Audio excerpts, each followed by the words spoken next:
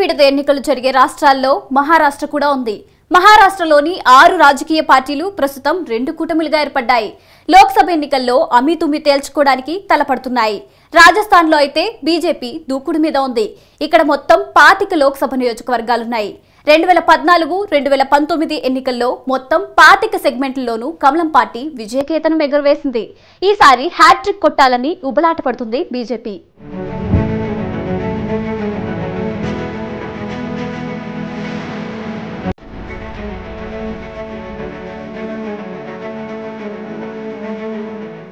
దేశ రాజకీయాల్లో మహారాష్ట్రకు ఒక ప్రత్యేకత ఉంది. ఉత్తరప్రదేశ్ తర్వాత అత్యధికంగా 48 మంది సభ్యులను లోక్సభకు పంపేది మహారాష్ట్రే. ఒకప్పుడు మహారాష్ట్ర రాజకీయాలను శాసించిన 6 పార్టీలు ప్రస్తుతం 2 కూటములుగా ఏర్పడ్డాయి. ఎన్నికల గోదాలో అదృష్టాన్ని పరీక్షించుకుంటున్నాయి. మొదటి విడత పోలింగ్ జరిగే నియోజకవర్గాల్లో రామ్టెక్, బందారా, గోడియా, గడ్చిరోలి, చిమూర్, చంద్రాపూర్ నియోజకవర్గాలున్నాయి. ఈ నియోజకవర్గాలన్నీ విదర్భ రీజియన్లో ఉండడం విశేషం. మహారాష్ట్ర ఎన్నికల్లో ఈసారి 2 కూటములు అమీతుమీ తేల్చుకోబోతున్నాయి. ఒకవైపు ఉద్దవ్ బాలాసాహెబ్ ఠాక్రే నాయకత్వంలోని శివసేన, కాంగ్రెస్, నేషనలిస్ట్ కాంగ్రెస్ పార్టీ, శరద్ పవార్ వర్గంతో కూడిన మహావికాస్ ఆఘాడీ ఉంది. మరోవైపు భారతీయ జనతా పార్టీ, ముఖ్యమంత్రి ఏక్నాథ్ షిండే నాయకత్వంలోని శివసేన వర్గం, ఉప ముఖ్యమంత్రి అజిత్ పవార్ నాయకత్వంలోని ఎన్సీపీ వర్గం మహాకూటమిగా ఏర్పడి రంగంలో నిలిచింది.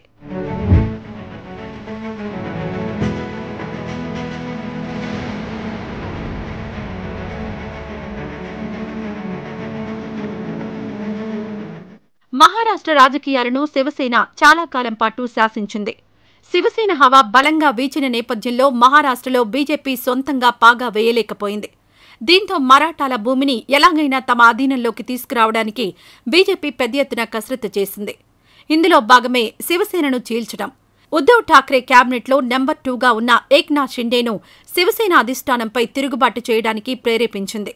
దీంతో కొన్ని నెలల కిందట శివసేన 2గా చీలిపోయింది. చీలిక వర్గం నాయకుడైన ఏక్నాథ్ షిండేకు బీజేపీ మద్దతిచ్చి ముఖ్యమంత్రిని చేసింది.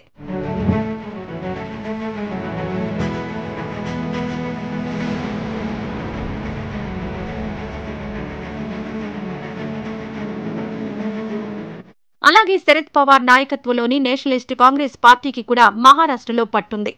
అయితే శరద్ పవార్ పార్టీని చీల్చడానికి ఆయన దగ్గరి బంధువు అజిత్ పవార్ను పావుగా వాడుకుంది కమలం పార్టీ. ఈ నేపథ్యంలో కొన్ని నెలల కిందట నేషనలిస్ట్ కాంగ్రెస్ పార్టీ చీలిపోయింది. అజిత్ పవార్ నాయకత్వంలోని ఎన్సీపీ చీలిక వర్గం బీజేపీ శిబిరంలో చేరింది.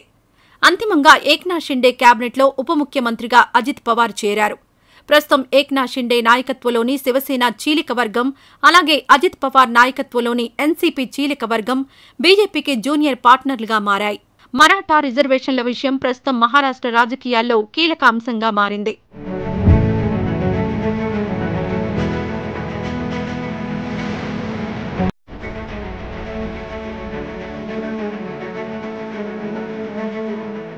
తొలి విడత ఎన్నికలు జరిగే రాష్ట్రాల్లో రాజస్థాన్ కూడా ఉంది.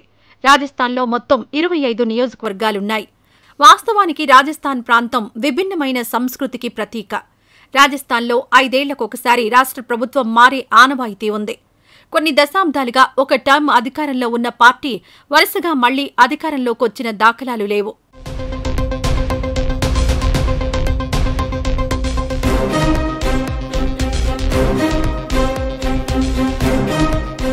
రాజుల కోటగా పేరున్న రాజస్థాన్ ప్రస్తుతం భారతీయ జనతా పార్టీకి అడ్డాగా ఉంది.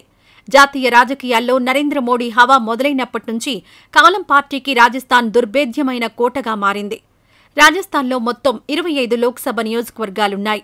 2014-2019 ఎన్నికల్లో రాజస్థాన్లోని మొత్తం 25 స్థానాలను బీజేపీ గెలుచుకుంది.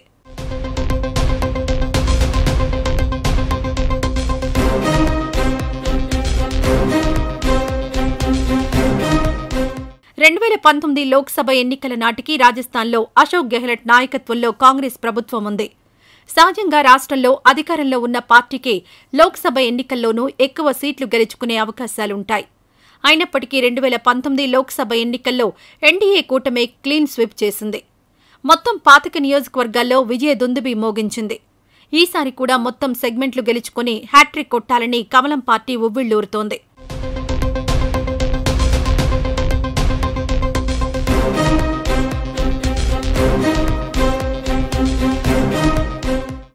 25 సీట్లను తమ ఖాతాలో వేసుకుని రాజస్థాన్లో తమకు తిరిగే లేదని చాటాలని భారతీయ జనతా పార్టీ ఉబలాట పడుతోంది. అయితే కనీసం కొన్ని సీట్లైనా గెలుచుకుని గౌరవం దక్కించుకోవాలని హస్తం పార్టీ భావిస్తోంది. మొత్తం మీద రాజస్థాన్పై కాంగ్రెస్ పార్టీ పెద్దగా ఆశలు పెట్టుకోలేదన్నది వాస్తవం.